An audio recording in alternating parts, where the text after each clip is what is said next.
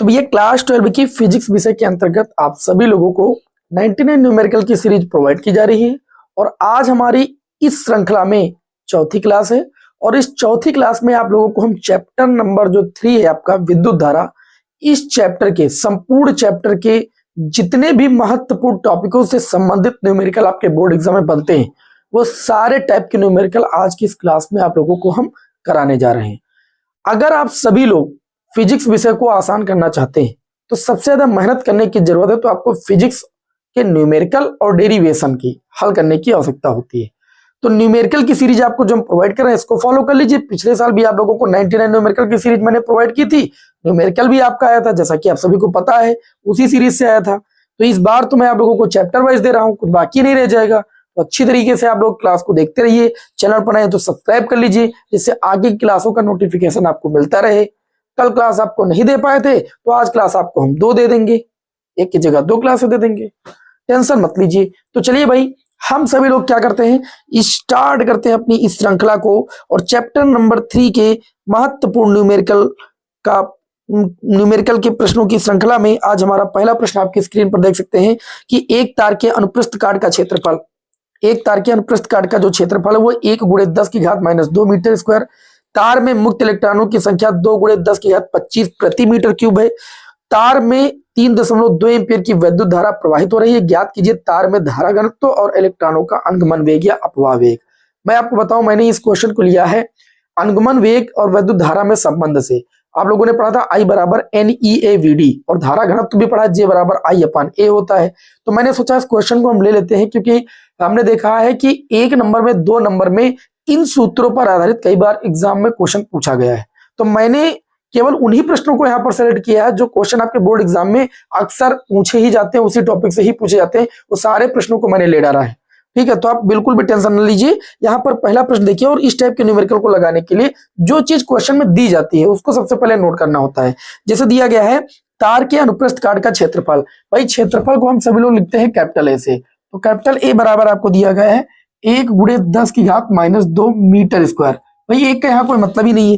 तार में मुक्त इलेक्ट्रॉनों की जो संख्या n की वैल्यू दी गई है वो आपको दी गई है 2 × 10⁻25 प्रति मीटर क्यूब। कभी कभी क्वेश्चन में क्या दिक्कत होती है, देखो इसी टाइप का क्वेश्चन पूछा जाता है, कभी कभी प्रति मीटर दे दिया जाता है इलेक्ट्रॉनों की संख्या। तो आप इस स्मॉल n के स्थान पर कैपिटल N/में AL लिख सकते हैं, ठीक है। तो वो आपकी वैल्यू बन जाती है N/L की, जो प्रति मीटर की वैल्यू दी होती है N = 2 × 10⁻25 प्रति मीटर जब दिया जाता है तो वो कैपिटल N/ में स्मॉल l की वैल्यू होती है। प्रति मीटर का मतलब 1 मीटर की लंबाई में जो क्या कहते हैं मुक्त इलेक्ट्रॉनों की संख्या वो आपको दी गई। यहाँ पर प्रति मीटर क्यूब दिया गया है, इसका मतलब स्मॉल n की वैल्यू दी गई है, एकांक आयतन में उपस्थित मुक्त इलेक्ट्रॉनों की यह संख्या है, ठीक है। तो गलती बिल्कुल मत कीजिएगा, ये क्वेश्चन यहाँ से थोड़ा सा दिक्कत खड़ी कर देते हैं हल्की फुल्की। तो विद्यार्थी लोग गलत कर देते हैं, n की वैल्यू वो रख देते हैं तो गलत हो जाता है, इसीलिए मैंने इस क्वेश्चन को यहाँ पर लिया है। तार में 3.2 एम्पीयर की वैद्युत धारा प्रवाहित हो रही है, तो धारा I बराबर हो जाएगा 3.2 एम्पीयर की वैद्युत धारा क्या हो रही है भाई, प्रवाहित हो रही है। आगे क्वेश्चन में पूछा गया ज्ञात कीजिए। नंबर 1, तार में आपको निकालना है धारा घनत्व। अब धारा घनत्व आप लोगों को पढ़ाया गया था, धारा घनत्व निकालना है। धारा घनत्व J बराबर होता है I/A।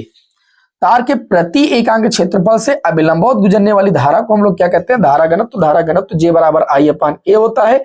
यह एक सदिश राशि होती है, इसका मात्रक प्रति मीटर होता है, एम्पियर प्रति मीटर स्क्वायर होता है। तो ये हो जाएगा J = I की वैल्यू 3.2 हो गई और क्षेत्रफल की वैल्यू आपको दी गई है 10⁻²। भाई 1 × 10⁻² का मतलब 10⁻² ही है। इसको ऊपर लेकर जाएंगे तो ये आ जाएगा 3.2 × 10⁻² एम्पियर प्रति मीटर स्क्वायर। ये तो बहुत आसान था। अच्छा, बात करें दूसरे पार्ट की, तो दूसरे पार्ट में बोला गया है कि आप इलेक्ट्रॉनों का अनुगमन वेग निकालिए, VD की वैल्यू की गणना करनी है, ठीक है। तो क्या होता है कि जब हम किसी चालक तार के सिरों के बीच विभवांतर स्थापित करते हैं तो इलेक्ट्रॉन जो होते हैं उच्च विभव से निम्न विभव की ओर क्या होते हैं, गति करने लगते हैं। और जिस औसत ऊष्मीय वेग से वो गति करने लगते हैं उसी औसत ऊष्मीय वेग को हम लोग क्या कहते हैं, अनुगमन वेग कहते हैं। अनुगमन वेग को हम ड्रिफ्ट वेलोसिटी इंग्लिश में बोलते हैं और इसको VD से प्रदर्शित करते हैं। तो हम लोगों ने पढ़ा है I बराबर होता है NeAVD, पढ़ा है कि नहीं पढ़ा है।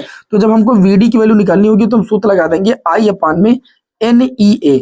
अब वैल्यू देख लीजिए, I की वैल्यू आपको दी गई है 3.2, N यहाँ पर जो स्मॉल n होता है वो एकांक आयतन में उपस्थित मुक्त इलेक्ट्रॉनों की संख्या होती है। कभी मान लीजिए आपको प्रति मीटर दिया जाए तो समझ जाना वो कैपिटल N बट्टे में L दिया गया है, मतलब 1 मीटर में उपस्थित 1 मीटर एकांक लंबाई में उपस्थित मुक्त इलेक्ट्रॉनों की वो संख्या है, इस बात का ख्याल रखिएगा। तो यहाँ पर प्रति मीटर क्यूब दिया है, मतलब इसका यहाँ पर n की वैल्यू ही दी गई है, तो हम आराम से रख देंगे 2 गुणे 10 की घात कितना भाई 25। अच्छा, इनटू में ई की वैल्यू होती है 1.6 इंटू 10 दी पावर माइनस का 19 कूलम, और ए हो गया आपका क्षेत्रफल। क्षेत्रफल की वैल्यू आपको 10 की घात -2 दी गई है। इसे सॉल्व करना बहुत आसान है। वीडी बराबर, देखिए भाई आप इसे सॉल्व करेंगे, ये पॉइंट से पॉइंट हट जाएगा और 16 कम 16, 16 दूना हो जाएगा 32, ये 2 से 2 भी कैंसिल हो जाएगा। ठीक है, अब 10 की घात 19 और 2 21, माइनस का 21 हो जाएगा, -21 से 25 जाएगा, 10 की घात 4 बचेगा, और ये 10 की घात 4 ऊपर जाएगा तो 1 गुणे 10 की घात -4 मीटर आ जाएगा अनुगमन वेग। ये आपके इस क्वेश्चन का आंसर हो जाएगा। ये पहला प्रश्न था और बढ़िया सा प्रश्न मैंने आप सभी लोगों के समक्ष लिया था। ठीक है, और बता भी दिया कि किस टाइप की बातें आपसे बोर्ड एग्जाम में पूछी जाती हैं। ये प्रश्न बोर्ड एग्जाम 2020 में पूछा गया था, है ना। अब हम लोग बढ़ते हैं आज की क्लास के अगले क्वेश्चन की ओर। हम समय बिल्कुल लॉस नहीं करेंगे। जो विद्यार्थी हमारी क्लास में जुड़ रहे हैं वो लगातार शांति से बैठ करके क्लास को अंत तक करें, तभी आपको देखिए लाभ मिलेगा। आप आएंगे चले जाएंगे तो इससे आपको कोई लाभ नहीं मिलने वाला है, हम पहले ही बता दे रहे हैं। इसलिए हम कोई भी कमेंट वगैरह वाला काम नहीं करते हैं कि कमेंट पढ़ें या कुछ करें। हम आपकी कमेंट पढ़ते हैं, आपकी जो कमेंट इंपॉर्टेंट है उसको हम पढ़ते हैं, उसको फॉलो करते हैं, उस पर वीडियो बनाते हैं, जो आपकी समस्या होती है उसको हम फॉलो करते हैं। ठीक है, लेकिन अब पता चले कि फालतू की कमेंट पढ़ने में समय नहीं लॉस कर सकते, क्योंकि बहुत सारे सीरियस विद्यार्थी भी पढ़ाई करते हैं, उनका समय लॉस होता है। एक तार का प्रतिरोध दिया गया है 16 ओम है। इस टाइप का प्रश्न एग्जाम में कई बार आ चुका है। अभी मैं बताऊंगा एक चीज और कि इस क्वेश्चन से संबंधित दूसरे टाइप का प्रश्न आपके बोर्ड एग्जाम में कौन सा पूछा जाता है। देखिए, एक तार का प्रतिरोध 16 ओम है, इसे पिघलाकर जो इसकी लंबाई पहले थी वो उस पहली लंबाई का उसको आधा कर दिया जाता है। नए तार का प्रतिरोध क्या होगा। मैं आपको एक चीज बताऊं, देखिए भाई एक चालक तार था, ये मान लीजिए हमारे पास एक चालक तार, इस क्वेश्चन को आज बहुत अच्छे समझा रहे हैं। इस चालक तार की लंबाई हम मान लेते हैं L थी। कितनी थी? L। इसका क्षेत्रफल कितना था? A1 था। मान लीजिए क्षेत्रफल तो क्लियर है नहीं। तो इस स्थिति में अगर हम बात करें यहाँ पर, तो इसका जो प्रतिरोध आप लोगों ने पढ़ा है, इस स्थिति में जो प्रतिरोध था वो मान लीजिए R1 था, पहली स्थिति का था। तो R बराबर होता है रो L अपान में A, ये तो होता है ना। तो क्षेत्रफल पहली स्थिति में A1 है। अच्छा, दूसरी स्थिति में अब इसकी जो लंबाई है क्या कर दी गई, जब ये लंबाई L जो है, मतलब L2 जो है वो L/2 कर दी गई, पहले की लंबाई की आधी कर दी गई। तो जो प्रतिरोध हो जाएगा वो बदल जाएगा। अब सूत्र लगाएंगे रो L/2 और ये हो जाएगा क्षेत्रफल कितना? A2। दूसरी स्थिति में क्षेत्रफल हम A2 लेंगे, क्योंकि हमने लंबाई छोटी की तो त्रिज्या में कोई ना कोई प्रभाव तो पड़ेगा ही भाई। तो क्षेत्रफल कितना हो गया? A2।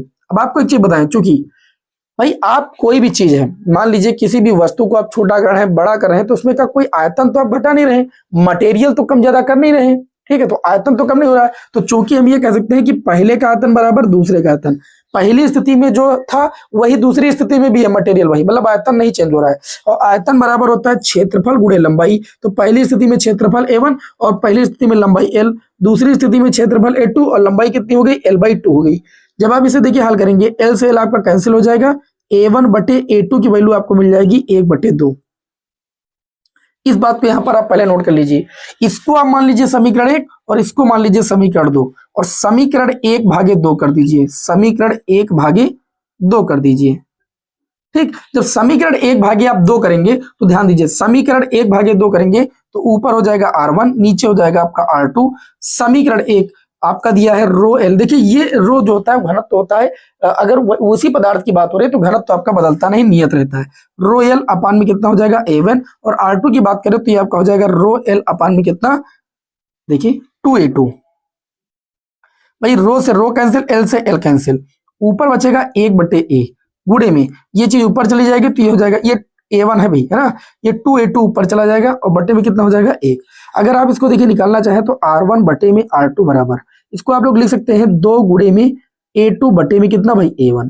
जब देखिए A1/A2 की वैल्यू 1/2 है, तो यहीं से अगर आप दोनों पक्षों को पलट लें तो A2/A1 की वैल्यू आ जाएगी 2/1। यहां पर वैल्यू रख दीजिए आप, तो ये R1 बटे में R2 बराबर 2 गुणे में A2/A1 की वैल्यू हो जाएगी 2, तो ये कितना जाएगा? 4। अच्छा, R1 की वैल्यू 16 हम दी थी, तो R1 की वैल्यू 16 रख देंगे, 4 इधर ले आएंगे और बराबर R2 को उधर लेकर चले जाएंगे। तो R2 बराबर 4 चौक कितना हो जाएगा? 16। मतलब जो लंबाई आधी करेंगे तो उस स्थिति में चालक तार का जो प्रतिरोध होगा वो कितना हो जाएगा, 4 ओम हो जाएगा। अच्छा, इस तरीके को बहुत आसान तरीके से एक ऐसा क्वेश्चन भी पूछा जाता है, जैसे मैं आपको बता दे रहा हूं कैसा क्वेश्चन आपके एग्जाम में आता है। सवाल मैं कम लेता हूं लेकिन बता बात पूरी देता हूं कि कैसे कैसे क्वेश्चन एग्जाम में बन सकते हैं। अब देखिए, पहले चालक तार का प्रतिरोध कितना था, 16 था। अब चालक तार का प्रतिरोध कितना हो गया, 4 हो गया। अब एग्जाम में एक केस ऐसा बन सकता है, देखिए case number first, case number first क्या बन सकता है, कितने प्रतिशत प्रतिरोध में कितने परसेंट की हानि हुई। भाई पहले प्रतिरोध 16 था, अब 4 हो गया, कितने परसेंट की हानि हुई। तो प्रतिशत हानि निकालना है अगर, या प्रतिशत लाभ निकालना है, तो प्रतिशत लाभ या हानि निकालने के लिए क्या करते हैं, पहले जो प्रतिरोध था, अब जो प्रतिरोध है, पहले 16 था अब 4 हो गया, मतलब 12% की क्या 12 क्या हुआ, कम हुआ है। तो हम क्या करेंगे, पहले दोनों को माइनस करेंगे, 16 से 4 को माइनस करोगे कितना आ जाएगा, 12, और बटे में प्रारंभिक प्रतिरोध कितना था, 16, और गुणे में 100 कर देंगे, परसेंट लगा देंगे, तो हमको प्रतिशत हानि पता चल जाएगी। जैसे मान लीजिए पहले प्रतिरोध होता 4 ओम और अब हो जाता 16, कहा जाता कितने परसेंट लाभ हुआ प्रतिरोध में, प्रतिरोध कितने परसेंट की वृद्धि हुई प्रतिरोध में, लाभ की बात छोड़ो, कितने परसेंट की वृद्धि हुई प्रतिरोध में। तो कितने परसेंट की, 4 से 16 हो गया, मतलब 12 ऊपर लगते बटे में 16, बटे में प्रारंभिक, मतलब हम सूत्र बता देते हैं। हम लगाते हैं सूत्र R2 माइनस R1 और बटे में R1 गुणे में 100 और परसेंट का चिन्ह लगा दीजिए। आपको प्रतिशत में वृद्धि भी होगी तो वृद्धि पता चल जाएगी, हानि हुई होगी तो हानि पता चल जाएगी। ये R2 माइनस R1 लगा, बीच में जो चिन्ह लगा उसका मतलब है बड़ी वैल्यू से छोटी वैल्यू को कम करना है, बस ठीक है। प्लस माइनस यहां समझ सकते हैं, बड़ी वैल्यू से छोटी वैल्यू को घटाना है। अब अगर हानि निकालना तो इस हिसाब से आप परसेंट में हानि भी निकाल सकते हैं कि प्रतिरोध में कितने परसेंट की हानि हुई। अच्छा, एक क्वेश्चन ऐसा पूछा जाता है, केस नंबर 2, देखिए केस नंबर 2 कैसा पूछा जाता है, जैसे एक चालक तार का जो प्रतिरोध है, प्रारंभिक प्रतिरोध आपका 4 ओम है, ठीक है, और एक चालक तार का जो प्रतिरोध है वो कितना है, 4 ओम है। उसकी लंबाई में जो है इतने गुना की वृद्धि की जाती है, जैसे मान लीजिए कह दिए कि 4 गुना की वृद्धि की जाती है, तो नए तार का प्रतिरोध कितना हो जाएगा, तो R2 बराबर एक सूत्र लगाते हैं N²R1, मतलब द्वितीय स्थिति में चालक तार का प्रतिरोध बराबर जितने गुना आपका बढ़ाया जाता है, जैसे 2 गुना बोल दिए तो 2 का स्क्वायर गुणे प्रारंभिक प्रतिरोध कितना, 4, तो 2 का स्क्वायर कितना, 4 गुणे 4, मतलब नए तार का प्रतिरोध कितना हो जाएगा, 16 ओम। एक चालक तार का प्रतिरोध 4 ओम है, उसको 4 गुना बढ़ाया जाता है तो 4 चौक 16 चौको 64 हो जाएगा, मतलब जितने गुना बढ़ाया जाए उसका स्क्वायर गुणे प्रारंभिक प्रतिरोध, इसका गुणा करोगे तो नए चालक तार का प्रतिरोध आ जाएगा। इस टाइप के केस का भी सवाल बनता है 1 या 2 नंबर में, ठीक है। बाकी प्रोसेस आपको यही करना रहता है, बाकी प्रोसेस सेम रहता है। तो हमें उम्मीद है कि आप सभी लोगों को इतनी बात आपको समझ में आ गई हुई। मैंने इस सवाल को लिया तो ये भी आपको बता दिया कि किस टाइप का सवाल आगे इस कंडीशन का भी बन सकता है, ये आपको समझ में आ गया होगा। जब भी प्रतिशत वृद्धि या प्रतिशत कमी की बात की जाए तो आपको क्या करना है, दोनों का अंतर निकाल लेना, बटे में प्रारंभिक वाली वैल्यू रख देना, गुणे 100 कर देना, प्रतिशत जो है बढ़ोतरी या कमी पता चल जाएगी। स्क्रीनशॉट लीजिए, फिर बढ़ते हैं अगले क्वेश्चन की ओर। ठीक, अगला जो मैंने आपके सामने क्वेश्चन लिया है भाई, ठीक, आप देख लीजिएगा, आपको प्रीवियस ईयर में देखने को मिल जाएगा। इसे रब करो, जो न्यूमेरिकल की सीरीज, इसको हल्के में मत लीजिएगा। ये पहला क्वेश्चन देख लिया, आसान है तो सर जी बहुत आसान आसान न्यूमेरिकल ले लेंगे, बता देंगे, हमारा काम हो जाएगा, बिल्कुल नहीं होगा। पेपर आप लोग देखते हैं, मॉडल पेपर देखिए क्वेश्चन कैसे आते हैं। अगर आप ऐसी सीरीज को भी फॉलो करने में डरेंगे या संकोच करेंगे तब फिर बड़ी दिक्कत हो जाएगी आपको। पिछले साल भी मैंने न्यूमेरिकल सीरीज दी थी, आप देख लीजिएगा कितने विद्यार्थियों को न्यूमेरिकल वहां से मिले। इस सीरीज से नहीं मिलेंगे तो कहीं से नहीं मिलेंगे भाई। आगे बढ़ते हैं, अगला क्वेश्चन दिया है, एक ही धातु के 3 तारों की लंबाइयों द्रव्यमानों का अनुपात दिया है, लंबाइयों का अनुपात दिया भैया, L1 अनुपात L2 अनुपात L3, ये क्वेश्चन नंबर 3 है।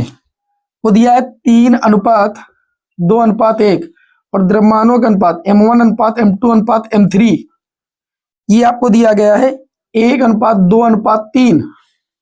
क्लियर, कहा गया है कि इन तारों के प्रतिरोधों का अनुपात ज्ञात कीजिए। मैं आपको एक चीज बता दूं, वी नो दैट हम लोग जानते हैं कि R बराबर होता है रो एल अपान में कितना, ए, जानते हैं हम लोग ना। अच्छा, हम लोग और भी बहुत कुछ जानते हैं, क्या जानते हैं, V बराबर होता है क्षेत्रफल गुणे लंबाई भी तो होता है। ए की वैल्यू निकालेंगे तो V बटे कितना आ जाएगा, L। मैंने हालांकि अभी मॉडल पेपर हल कराया था तो उसमें क्वेश्चन सॉल्व भी कराया था, अच्छा, एक चीज और आप लोगों को पढ़ाई गई, घनत्व डी बराबर होता है द्रव्यमान बटे में आयतन। आयतन की वैल्यू निकालेंगे तो द्रव्यमान बटे में घनत्व आ जाएगा। इस आयतन के स्थान पर अगर द्रव्यमान बटे घनत्व लिखेंगे तो ये आपका हो जाएगा m/dl। ठीक है।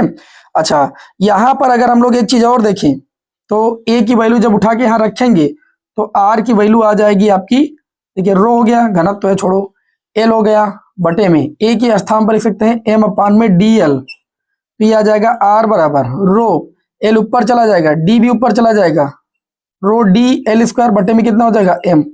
ये प्रतिरोधकता है चालक की, ये घनत्व है। प्रतिरोधकता और चालक क्या है यहाँ पर नियत है, तो हम इस तरीके से कह सकते हैं कि जो चालक तार का प्रतिरोध है वो समानुपाती है एल स्क्वायर बटे में m के, क्योंकि हमको लंबाई और द्रव्यमान का रेशियो दिया गया है ना, अनुपात दिया गया है, इसीलिए हम ये देखेंगे कि किसी चालक तार का प्रतिरोध लंबाई और द्रव्यमान के पर किस प्रकार निर्भर करता है।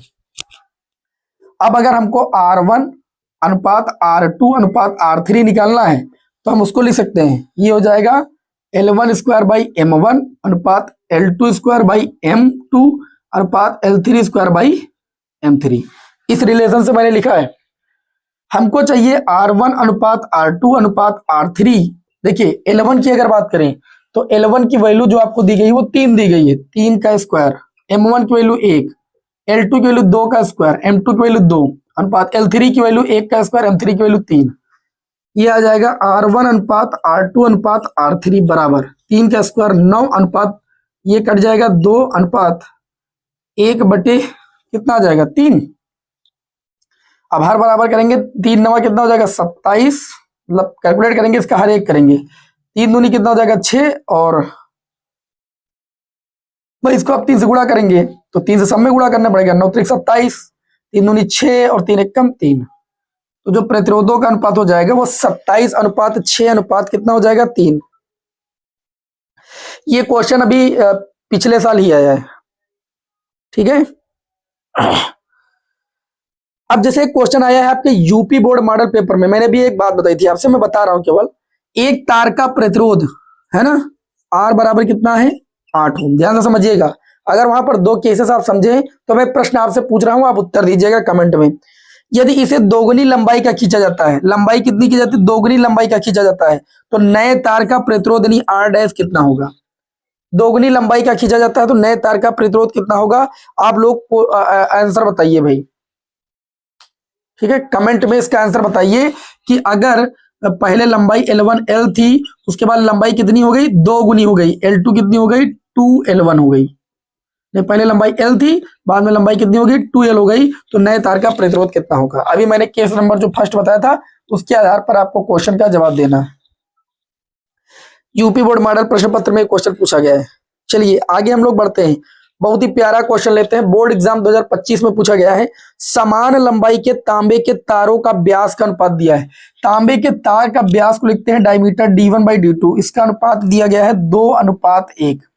मैं आपको एक चीज बता दूं, चाहे तांबे के तारों के व्यासों का अनुपात दिया जाए चाहे त्रिज्याओं का सेम ही होगा। क्यों, क्योंकि भाई व्यास होता है वो त्रिज्या का 2 गुना होता है कि नहीं होता। तो अगर इसको हम पहले लिख दे 2R1, इसको लिख दे 2R2, तो इसको काटेंगे, बात तो वही आएगी, 2:1 ही तो आएगा, कुछ चेंजेस तो होगा नहीं।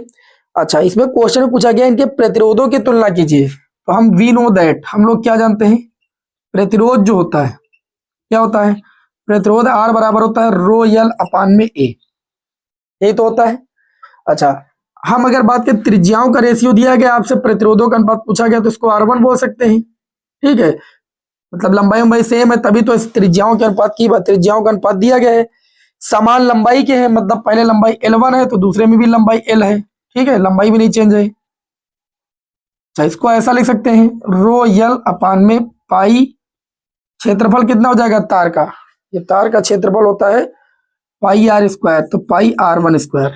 R2 निकालेंगे तो रो L बटे में कितना हो जाएगा पाई R2 स्क्वायर। इसको समीकरण 2 मानो, इसको समीकरण 1 मानो, समीकरण 1/2 कर दो, क्योंकि पूछा गया प्रश्न में कि प्रतिरोधों का अनुपात बताइए। तो जब इनको भाग करोगे तो रो L कैंसिल हो जाएगा, क्योंकि समान लंबाई के थे, लंबाई सेम था। पाई R2 ऊपर चला जाएगा और पाई R1 क्या हो जाएगा नीचे हो जाएगा, क्योंकि इसका बटे जब इसको करोगे तो अंश अंश कैंसिल होगा। पाई से पाई कैंसिल हो जाएगा, ये आ जाएगा R2 बटे में R1 का होल स्क्वायर। यहाँ पर R1 बटे R2 का अनुपात 2:1 है, तो हम ये कह सकते हैं कि R2 बटे R1, R1 बटे R2 दिया है तो R2 बटे R1 हो जाएगा 1:2 हो नहीं जाएगा। पलट दीजिए दोनों पक्षों को, तो यहाँ पर हमको वैल्यू जो रखनी है वो R2 बटे R1 की रखनी है, जो कि 1/2 है। 1/2 का स्क्वायर कर दीजिए, कितना आ जाएगा? 1:4 आ जाएगा। क्वेश्चन में प्रतिरोधों का अनुपात पूछा गया था तो 1:4 हो जाएगा। बढ़िया क्वेश्चन था, 2 नंबर में आया था। ठीक है, एक क्वेश्चन और आपके बोर्ड एग्जाम में बहुत पूछा गया, पढ़ा रहे हैं तो बता ही दे। ओमी और अनोमी चालक या ओमी और अनोमी प्रतिरोध का ग्राफ खींचने के लिए कई बार पूछा गया है। ओमी प्रतिरोध क्या होते हैं? जो ओम के नियम का पूर्णतया पालन करते हैं, और जो प्रतिरोध ओम के नियम का पूर्णतया पालन करते हैं ना भैया, उनके बीच V और I के बीच जो ग्राफ बनता है वो एक सीधी सरल रेखा बनती है। प्रैक्टिकल अगर कुछ बहुत स्कूल में कर रहे हो तो पता होगा, ओमी प्रतिरोध के लिए V और I के बीच ग्राफ ऐसे बनता है, ये धातु चालकों के लिए सत्य होता है। और अनओमी प्रतिरोध के लिए V और I के बीच जो ग्राफ बनता है वो कुछ ऐसे बनता है। ठीक है, जैसे अनोमी प्रतिरोध में आता है डाइवोड वाल्व, ट्रांजिस्टर, ठीक, डाइवोड वाल्व, टार्च का बल्ब, ये सब अनोमी परिपथ या प्रतिरोध में आता है। एग्जाम में कई बार ये पूछा गया बनाने के लिए, ओमी और अनोमी चालक या प्रतिरोध का ग्राफ। याद आ गया इसलिए मैं आप लोगों को बता रहा हूं, क्योंकि इसी चैप्टर की क्लास आपको दे रहे हैं। आगे चलिए हम लोग बढ़ते हैं। देखिए इसमें 2 चैप्टर शामिल है ना, तो चैप्टर भी काफी बड़ा है और क्वेश्चन भी पूछे जाते हैं। अगला क्वेश्चन, दिए गए परिपथ की सहायता से परिपथ का कुल प्रतिरोध और सेल में प्रवाहित धारा की गणना कीजिए। एक देखिए बहुत ही मस्त क्वेश्चन मैंने लिया, लेटेस्ट क्वेश्चन, इसको ध्यान से समझिए। फिगर मैं आपके सामने बना रहा हूं, ड्रा कर रहा हूं भाई।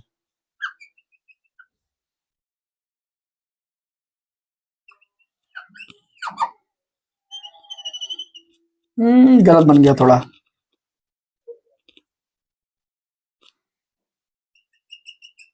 ये ऐसे बना हुआ है, ध्यान से समझिए। 4.75 वोल्ट और ये आपका 100 ओम है, ये आपका भैया 50 ओम है, ये आपका 75 ओम है, ये आपका 50 ओम है। क्वेश्चन में पूछा गया है कि परिपथ का कुल प्रतिरोध पहले बताओ कि इसका कुल प्रतिरोध होगा कितना। दूसरी बात पूछी गई है सेल से प्रवाहित धारा की गणना करना है। कितना बढ़िया क्वेश्चन है। चलिए भाई देखते हैं इसको भी। प्रतिरोध निकालने के लिए, कुल प्रतिरोध निकालने के लिए श्रेणी क्रम और समांतर क्रम आना जरूरी है। अच्छा 10 से पढ़ते आ रहे हो आप लोग। अगर इस प्रतिरोध को हम देखें और इस प्रतिरोध को देखें तो तीनों प्रतिरोध ऊपर नीचे हैं। इस प्रतिरोध का एक सिरा एक जगह कनेक्ट है, इस प्रतिरोध का उसी जगह कनेक्ट, इस प्रतिरोध का भी उसी जगह कनेक्ट, और सभी प्रतिरोधों का दूसरा सिरा एक है जगह कनेक्ट। तो ये सारे प्रतिरोध किस क्रम में होते हैं? समांतर क्रम में। तो यहां लिखेंगे 50, 75 व 50 ओम को समांतर क्रम में लेने पर, समांतर क्रम में लेंगे तो सूत्र होता है 1/R1 बराबर 1/50 प्लस 1/50 प्लस 1/75। एलसीएम भैया ले लो, कितना मिलेगा? तो आप कहेंगे 150 मिल जाएगा ज्यादा से ज्यादा। 50 तेई 150 या 150, 50 तेई 150, 75 दूना 150, 3 3 6 2 8/150। हम ये कह सकते हैं R1 की वैल्यू आ जाएगी 150/8 ओम। जिसको थोड़ा दिखने में प्रॉब्लम है वीडियो की क्वालिटी बढ़ा लिया करें। इन तीनों का प्रतिरोध आया 150। अब ये तीनों एक बन गए 150/8 और ये इसके किस क्रम में होगा? श्रेणी में। नाउ परिपथ का कुल प्रतिरोध निकालेंगे तो 100 प्लस 150/8 को ले लेंगे श्रेणी में। श्रेणी का सूत्र होता है R बराबर R1 प्लस R2, वही लगाया मैंने। तो ये हो जाएगा 800। 800 में 150 जोड़ेंगे 950 हो जाएगा और बटे में कितना हो जाएगा? 8 हो। ये परिपथ का आ गया भैया कुल प्रतिरोध जो आपसे पूछा गया था। अब आप पता लगे यहाँ मात्रक भी नहीं लिख रहे हो तो एग्जाम में नंबर तो कटेंगे ही। दूसरी बात आपसे पूछी गई है परिपथ में प्रवाहित धारा।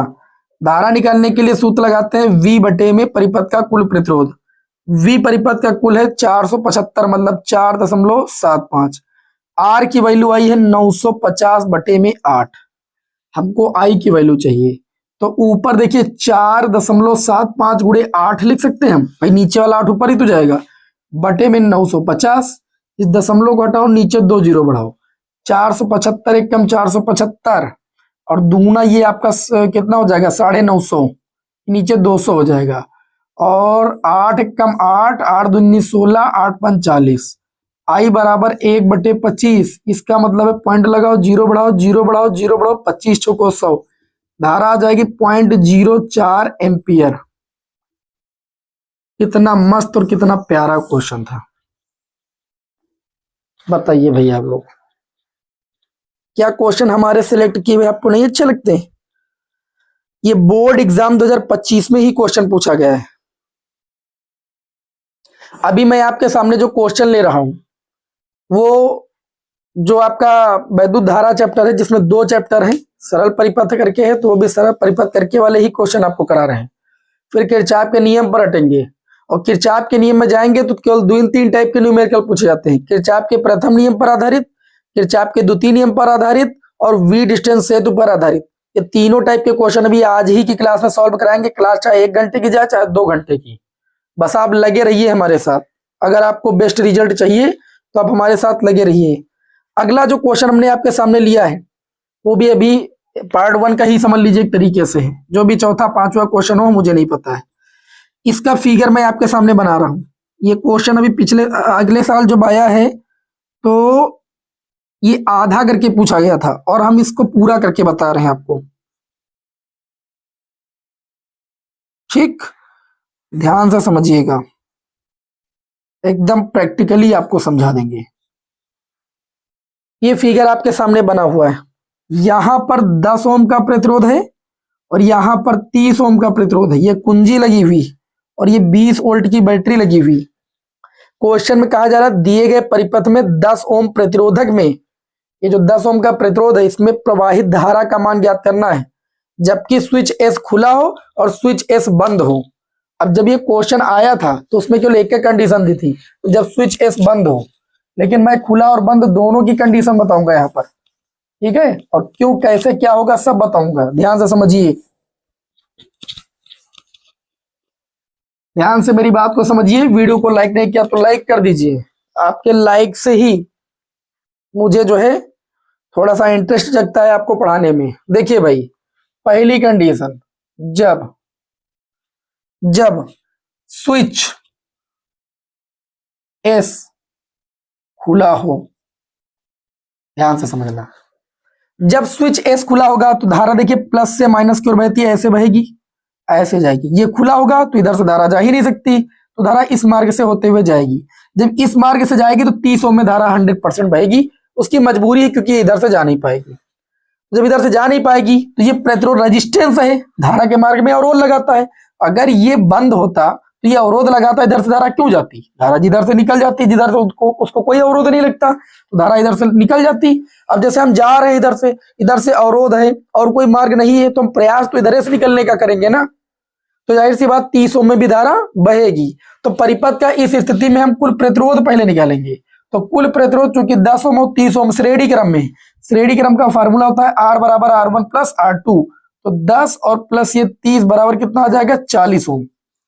और श्रेणी क्रम में धारा का मान होता है समान, मतलब जो 10 ओम में धारा बहेगी वही 30 ओम में बहेगी, तो धारा बराबर कितना हो जाएगा V की वैल्यू कितनी हो जाएगी 20, और बटे में R की वैल्यू कितनी हो जाएगी 40, काटेंगे तो 1 बटे कितना हो जाएगा 2, मतलब 0.5 एम्पियर की जो धारा है वो बहेगी।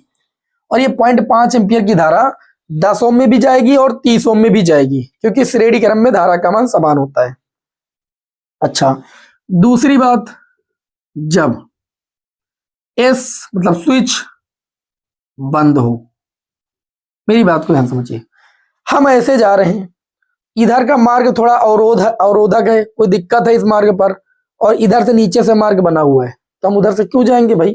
उधर अगर खतरनाक कोई रास्ता है, कोई दिक्कत है, पुल गिर सकता है, तो उधर क्यों जाए भाई? है बात सही कि नहीं? तो हम दूसरे मार्ग से सीधे बढ़िया चले जाएंगे। तो धारा अगर बह रही है और ये स्विच अगर बंद हो गया तो धारा इधर से होते हुए जाएगी, इधर से नहीं जाएगी। ठीक है, तो लिखेंगे जब एस बंद हो तो 30 ओम में कोई धारा नहीं बहेगी, और जब 30 ओम में कोई धारा नहीं बहेगी तो परिपथ का जो कुल प्रतिरोध है वो 10 ओम ही लिया जाएगा।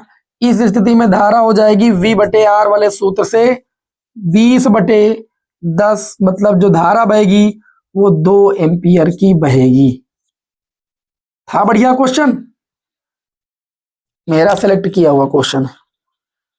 आगे बढ़ते हैं। अगला क्वेश्चन जो मैंने आपके सामने लिया है वो किरचॉफ के प्रथम नियम पर क्वेश्चन हमने उठाया है। और किरचॉफ के प्रथम नियम पर अगर क्वेश्चन उठाया तो कोई छोटा वाला नहीं उठाया है, ऐसा क्वेश्चन उठाया है कि हमने 3 सीरीजें पढ़ी, तीनों सीरीज में क्वेश्चन नहीं था। अब पिछले साल इसको हमने पढ़ाया था क्योंकि मेरी बड़ी इच्छा थी कि ऐसे क्वेश्चन एग्जाम में आ सकते हैं। ठीक, लेकिन देखने को कहीं ना कहीं मिलेंगे, तो हमारे पास बहुत सारी बुकें, हम ढूंढ के निकालते जरूर एक क्वेश्चन जो हमारे दिमाग में आता है। ठीक है, अब देखिए मैंने क्वेश्चन ढूंढ के निकाला है, बढ़िया क्वेश्चन है, आपको दिखा होगा कहीं ना कहीं, मैं ये दावे के साथ कह सकता हूं।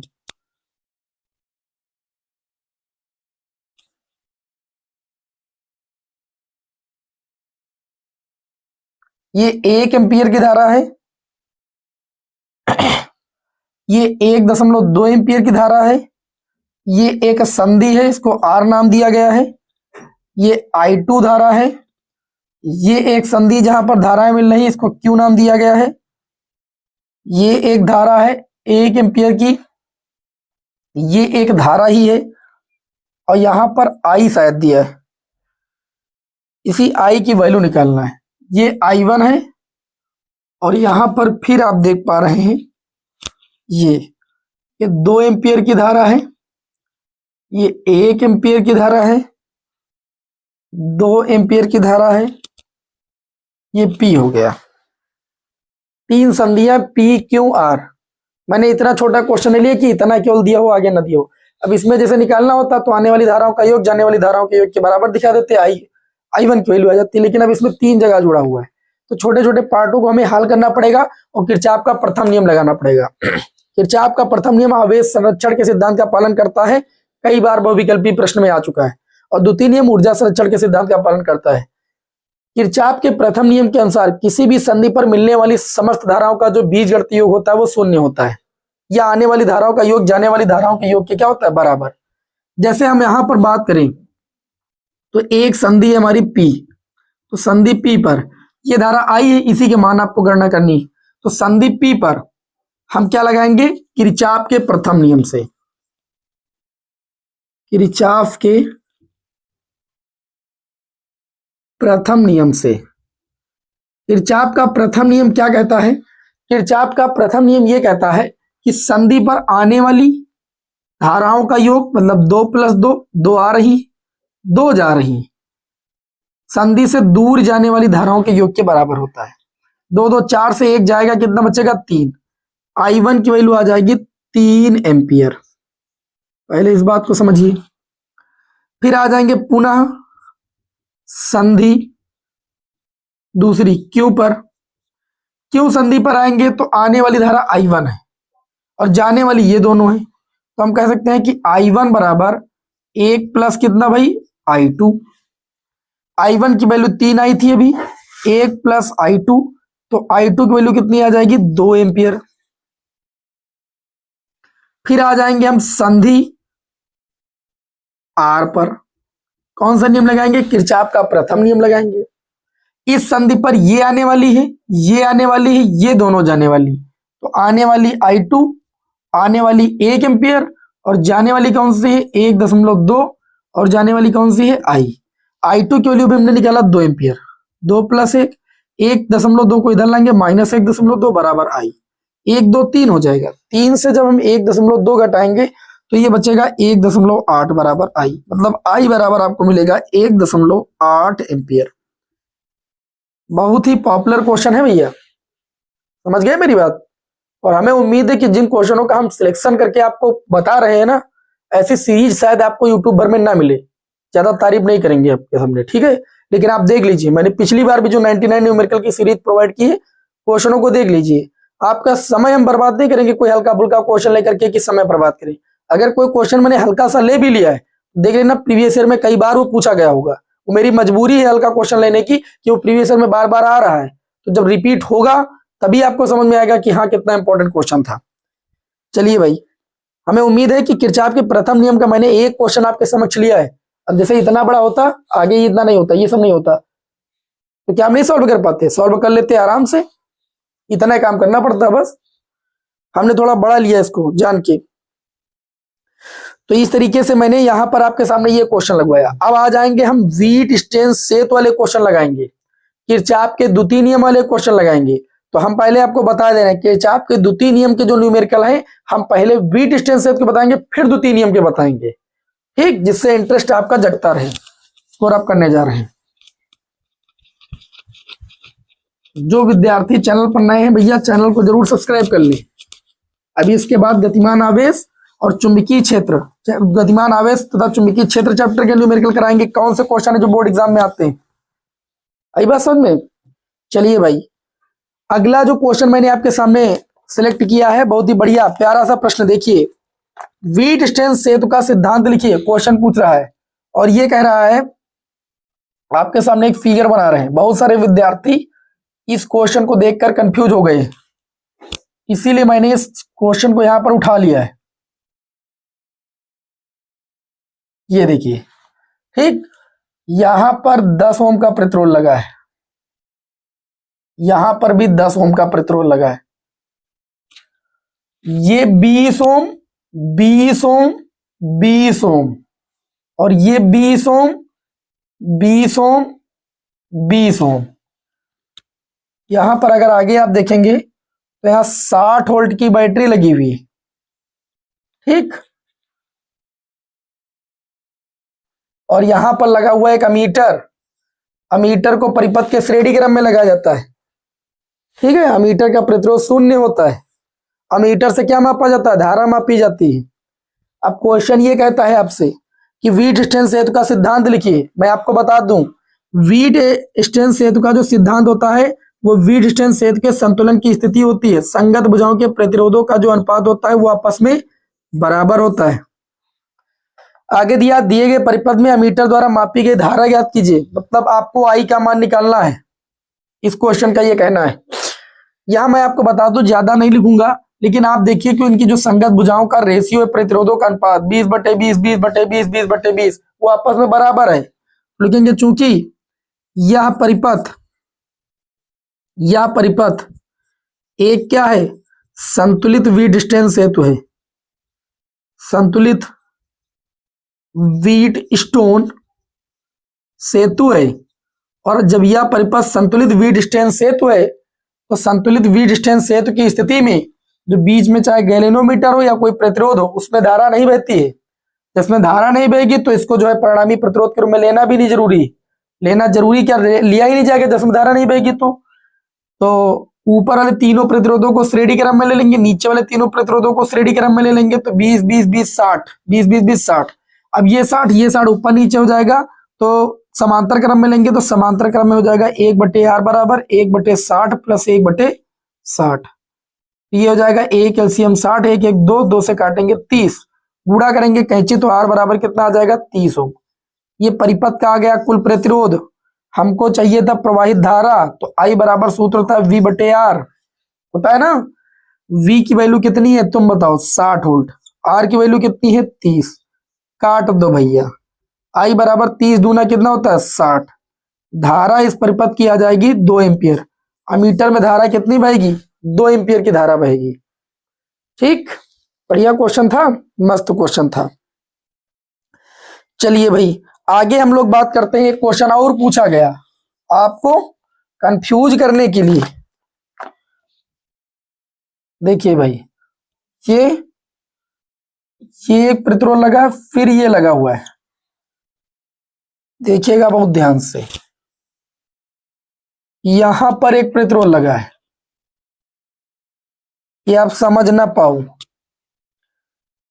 ये एक आपके सामने प्रतिरोध लगा हुआ, ये बिंदु हमारा ए है और ये बिंदु हमारा बी है।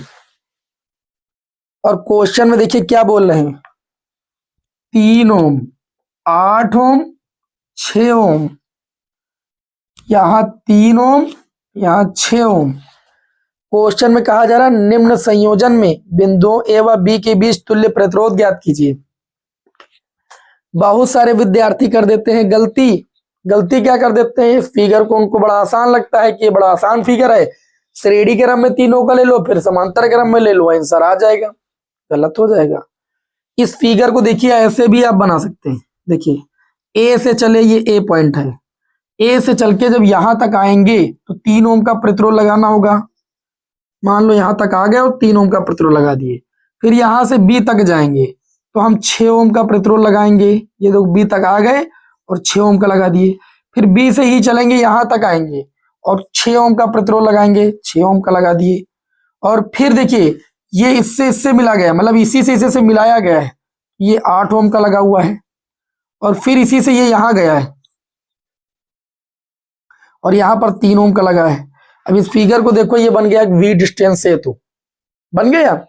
और वी डिस्टेंस सेतु में देख लो संतुलित भी है, 6/6, 3/3। संलग्न भुजाओं के प्रतिरोधों का अनुपात बराबर है। देखेंगे चूंकि यह क्या है आपका संतुलित वी डिस्टेंस सेतु है, वीडस्टोन सेतु है। और जब संतुलित वी डिस्टेंस सेतु होगा तो बीच वाले प्रतिरोध में गैल्वेनोमीटर में कोई भी धारा नहीं बहेगी। और जब धारा नहीं बहेगी तो हम लोग क्या करेंगे, तुल्य प्रतिरोध निकालने के वक्त उसे नहीं लेंगे। जब धारा नहीं बहेगी तो रेजिस्टेंस कहाँ का। अच्छा, अब ये दोनों हो जाएंगे श्रेणी क्रम में, तो 3 और 6 मिलके कितना हो जाएगा 9, और इधर 3 6 मिलके 9। तो इस 9 ओम को ऊपर नीचे करके किस क्रम में लेंगे, समांतर क्रम में। समांतर क्रम का सूत्र होता है 1/R1 + 1/R2। ये आपका आ जाएगा, मैं लिख के दे रहा हूं 2/9। 2/9 का मतलब R बराबर 9/2। पलटेंगे तो ये 4.5 ओम इसका परिपथ का तुल्य प्रतिरोध आ जाएगा। क्वेश्चन में ए व बी के बीच क्या बोला गया था, तुल्य प्रतिरोध ही तो निकालना था। हाँ भैया, तुल्य प्रतिरोध निकालना था, 4.5 ओम आ जाएगा। बढ़िया क्वेश्चन था, आसान था, हो सकता है बहुत सारे विद्यार्थियों को आता भी रहा हो। ठीक है, किसको किसको आता भैया कमेंट कीजिए। रफ करते हैं और आगे बढ़ते हैं। आगे बढ़ते हैं और अगला क्वेश्चन देखते हैं। व्हीटस्टोन सेतु के सिद्धांत पर हमने एक और प्रश्न आप सभी लोगों के समक्ष लिया है, इसको भी आप लोग देखिए। बढ़िया क्वेश्चन है, बोर्ड एग्जाम 2025 में पूछा गया है। पहले इसका हम आपके सामने परिपथ आरेख बनाएंगे। क्या बनाएंगे भैया, परिपथ आरेख। ये 15 ओम है, यहां पर भी एक रेजिस्टेंस लगा है जिसकी वैल्यू R ओम दी गई, शायद ऊपर ना दिख रहा हो, चलो हम दिखाते हैं तुमको। ठीक, उसके बाद यहां लगा है गैल्वेनोमीटर, फिर यहां पर आ जाइए एक रेजिस्टेंस लगा हुआ है, फिर यहां आ जाइए एक रेजिस्टेंस और लगा है, और ये देखो आ गए हम। यहां पर लगा हुआ एक सेल, ये आपका 3 ओम है, ये आपका 1.5 ओम है, और ये 15 ओम, ये R ओम, ये इससे कनेक्ट है और इसकी वैल्यू आपकी दी गई 6 ओम। क्वेश्चन में देखिए आपसे क्या कहा जा रहा है, क्वेश्चन में कहा जा रहा है व्हीटस्टोन सेतु का सिद्धांत क्या है, सभी को पता है। दिया गया परिपथ आरेख संतुलित व्हीटस्टोन सेतु है, ऐसी बात प्रश्न में खुद कही जा रही है, तो R के मान की गणना कीजिए। तो यहां लिखेंगे चूंकि दिया गया परिपथ क्या है, संतुलित व्हीटस्टोन सेतु है, संतुलित व्हीटस्टोन सेतु है। और जब ये संतुलित व्हीटस्टोन सेतु है तो संतुलित व्हीटस्टोन सेतु की स्थिति होती है P/Q बराबर R/S। मतलब संलग्न भुजाओं के प्रतिरोधों का अनुपात आपस में क्या होता है, बराबर होता है। तो P की बात करें तो P के स्थान पर आपका 6, Q के स्थान पर बात करें 3, R के स्थान पर बात करें तो इन दोनों का जो कुल प्रतिरोध होगा, ध्यान से समझिएगा, वो दोनों के देखिए इन दोनों का कुल प्रतिरोध निकालेंगे तो वो श्रेणी समांतर क्रम में लेकर के निकालेंगे 1/R प्लस 1/15। मतलब R की वैल्यू जो आएगी वो इसको सॉल्व करेंगे। पहले देखिए सॉल्व कैसे करेंगे, 1/R बराबर 15 प्लस R बटे में कितना हो जाएगा 15R। मतलब R इसको R डैश बोल दीजिए, R डैश की वैल्यू आ जाएगी 15R बटे में R प्लस 15 है 15 प्लस R। तो ये जो इसकी जो वैल्यू आ जाएगी वो 15R बटे में 15 प्लस R आ जाएगी। क्लियर। बटे में S की वैल्यू कितनी है 1.5। 3 1 कम 3, 3 दूनी 6, 2 का गुणा जब आप इधर से करेंगे तो ये कितना हो जाएगा भैया, ये आपका हो जाएगा 1.5 दूना कितना हो जाएगा 3, 1.5 दूना कितना हो जाएगा 3, क्योंकि 1.5 को 1.5 ही तो बोलते हैं। बराबर इधर बचा 15R बटे में 15 प्लस R। ठीक, फिर इसका भी गुणा कर दीजिए भाई, ये इसके गुणे में ही तो आता तो पूरा चाहे उधर एक साथ भेज लेते चाहे जैसे भेज लीजिए। 15 त्या 45 और 3 और R का गुणा कितना हो जाएगा 3R बराबर 15R। तो 45 बराबर 3R उधर जाएगा, 15 से 3R जाएगा हो जाएगा 12R। R बराबर निकालेंगे तो ये आ जाएगा 45 बटे में 12, 3 1 कम 3, 3 पची 15, 3 चौक 12। काटिए भैया, 4 तिहाई 12, 3 बचा 4 7 28, 4 पंचे 20। जो R की वैल्यू आएगी वो 3.75 ओम आएगी। कितनी आएगी 3.75 ओम आ जाएगी। हम उम्मीद करते हैं, आशा करते हैं कि आप ये न्यूमेरिकल भी समझ गए होंगे। स्क्रीनशॉट लेना, लीजिए। ये हो गए आपके सामने वीटस्टीन सेतु के न्यूमेरिकल। आप कराते हैं किरचॉफ के द्वितीय नियम के न्यूमेरिकल। चलिए भैया इसको कर देते हैं रफ और किरचॉफ के नियम पर आधारित, द्वितीय नियम पर आधारित भी क्वेश्चन देख लेते हैं देख।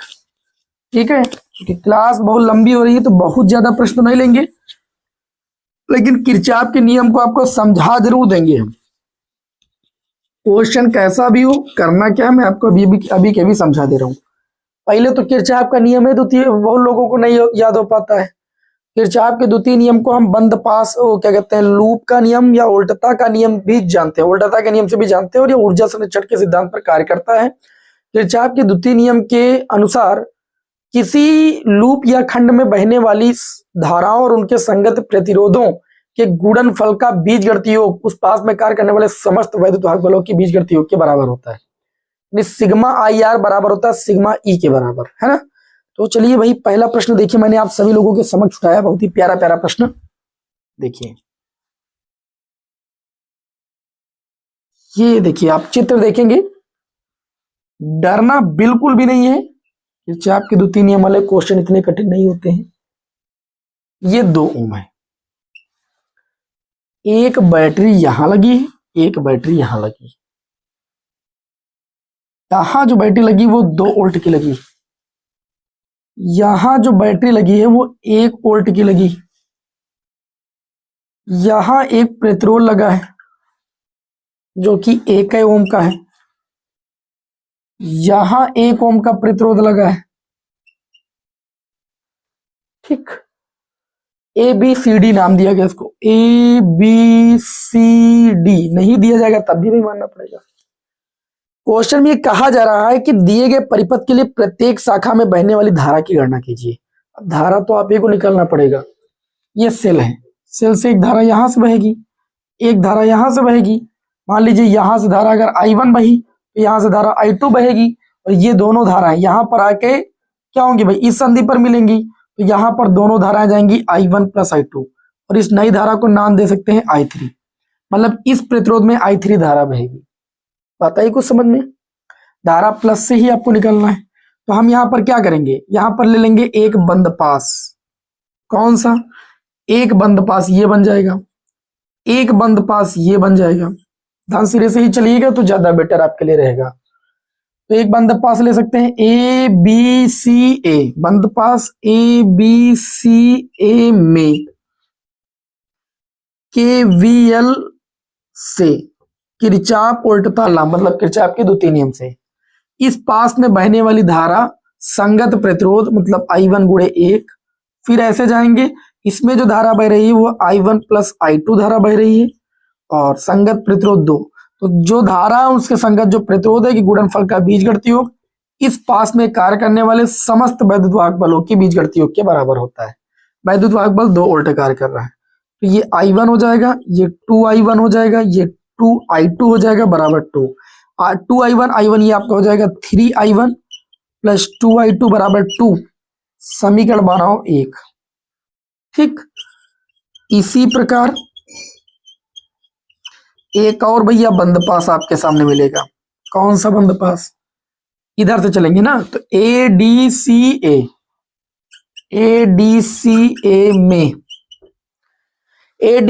में किरचॉफ का ओल्टता लगाएंगे, है ना, ओल्टता नियम लगाएंगे। देखिए कैसे। ADCA में ये जो धारा यहाँ से दूसरे सेल से निकली इसलिए I2 बोला गया। I2 के संगत प्रतिरोध 1 ओम, फिर इधर जाएंगे I1 प्लस I2 धारा बह रही है और इसके संगत जो प्रतिरोध है 2 ओम। इस बंद पास में जो विद्युत वाहक बल कार्य कर रहा है 1 वोल्ट का, हो जाएगा I2 प्लस ये हो जाएगा 2I1 प्लस का 2I2 बराबर 1। 2I2 आपका हो जाएगा 3I2 प्लस 2I1 बराबर 1। इसको मान लेंगे समीकरण 2। अब करना क्या है? कुछ नहीं, समीकरण 1 व 2 को हल कर लेना है बस। समीकरण 1 व 2 से ध्यान से समझिए। समीकरण 1 में 3I1 है, यहाँ 2I1, इसको 2 से गुणा करो, इसको 3 से गुणा करो, मतलब एक चर का जो गुणांक है वो आपको बराबर करना है। इसको ले सकते हैं 6I1, 2 से गुणा किया, 2 दूनी 4I2 और 2 दूनी 4। इसको आप गुणा करेंगे 3 से, तो 3 दूनी कितना हो जाएगा 6I1 और 3 त्रिका कितना हो जाएगा 9I2 और 3 एकम कितना हो जाएगा 3। काटिए भैया, 4 से 9 जाएगा -5I2 बचेगा, 4 से 3 जाएगा 1 बचेगा। कुछ गड़बड़ किया मैंने? मेरे हिसाब से तो मैंने कुछ भी गड़बड़ नहीं किया है, कुछ भी गड़बड़ नहीं किया है। ओके, तो जो I2 की वैल्यू आएगी वो -1/5 आएगी। तब हम लोग लिख सकते हैं 0.2 एम्पियर। तो I1 की वैल्यू कितनी हो जाएगी? I1 की वैल्यू निकालेंगे तो ये आपका हो जाएगा, देखिए 2I1 रोक लीजिए, 3I2 उधर भेज दीजिए, 1 माइनस 3I2। समीकरण 2 से, समीकरण 2 से तो 2I1 बराबर 1 माइनस 3 इंटू में I2 की वैल्यू कितनी आई है -1/5। तो 2I1 बराबर माइनस माइनस के गुणा प्लस, 5 एकम 5 और 3 कितना हो जाएगा 8/5। मतलब पॉइंट लगाइए, 0 बढ़ाइए। पॉइंट क्यों लगाइए? 16 × 85 करोगे क्या? देखो ये कितना हो जाएगा 5 एकम 5 और माइनस माइनस प्लस, 5 3 8/5। 5 एकम 5, 3 बचा, 5 छक्का 30। इसको काटेंगे तो I1 बराबर 2 से इसको काटेंगे 0.8 एम्पियर आ जाएगा। I1 की वैल्यू कितनी आएगी 0.8 एम्पियर। तो आपको I3 भी तो चाहिए। I3 किस में बह रही है? 2 ओम के प्रतिरोध में, और I3 का मान किसके बराबर है? I1 प्लस I2 के। I1 की वैल्यू कितनी आई है 0.8, I2 की वैल्यू कितनी आई है -0.2। तो I3 की वैल्यू हो जाएगी 0.6 एम्पियर। मात्रक जरूर लिखिएगा, बिना मात्रक के नंबर कट जाते हैं, ठीक है। फिर आपको लगता है कि हमने तो सब कुछ सही किया था, लेकिन पता नहीं कहां से नंबर भाई कट गए। तो मात्रक आप सभी लोगों को जरूर लिखना है। बताइए, किसी को कोई समस्या, कोई दुविधा? एक क्वेश्चन मैंने आप लोगों के लिए और भी अभी सिलेक्ट किया है, जो कि किरचॉफ के नियम पर ही आधारित है, 2025 बोर्ड एग्जाम में पूछा गया है, तो उसको भी बता देते हैं। इसको रब करें। कुछ बात समझ में आई होगी कि कैसे बंद पास लगाना है ना, कैसे लूप लेना है, ये समझ में कुछ आया होगा। एक क्वेश्चन और आप सभी लोगों के समक्ष लेते हैं।